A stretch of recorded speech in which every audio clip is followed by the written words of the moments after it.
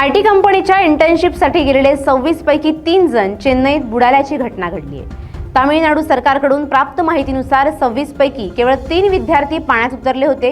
यामध्ये नागपूरच्या मयुरी चौधरीचा मृत्यू झालाय। जय पाटीलचा शोध अद्यापही लागलेला नाही, त्याचा शोध घेतला जात असल्याची माहिती समोर आली आहे। राज केदारीला सुरक्षितपणे बाहेर काढण्यात आले। सहकाऱ्यांसमवेत सेल्फी घेताना मयुरी वाहून गेल्याची माहिती समोर आली आहे। दरम्यान चेन्नईत विद्यार्थ्यांसोबत घडलेल्या दुर्घटनेनंतर मुख्यमंत्री देवेंद्र फडणवीस यांनी तामिळनाडू सरकारशी संपर्क साधला असून ते मदत कार्यावर देखरेख ठेवून आहेत।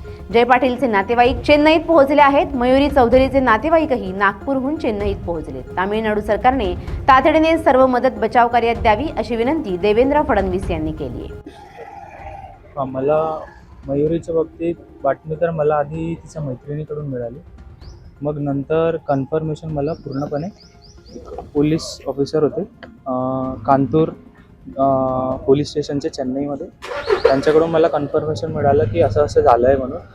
आणखी तो वेळ खूप धक्कादायक होता, आम्ही एकदम एक्सेप्ट नाही करू शकलो। आणखी मग आई बाबांना सांगितलं, आणखी मग नंतर आम्ही समोरची प्रोसेसला चालू केली, म्हणजे तिकडे कोण जाईल, बाबा जातील, कोण भाऊ वगैरे, मग तसे आम्ही चालू। काय आता भावना मयुरीबद्दल काय सांगायचं, कारण ज्या कुटुंबावर हा आघात झालेला आहे त्या कुटुंबाची ती खूप लाडकी, न सांगण्यासारखं, म्हणजे मन मिळावं, खूप सुंदर स्वभाव, आणि माझी ती नातीन होती। तर सांगण्यासारखं तर भरपूर आहे, परंतु आज जी परिस्थिती उद्भवलेली आहे त्यामुळं शब्द अपुरे पडतात। बाकी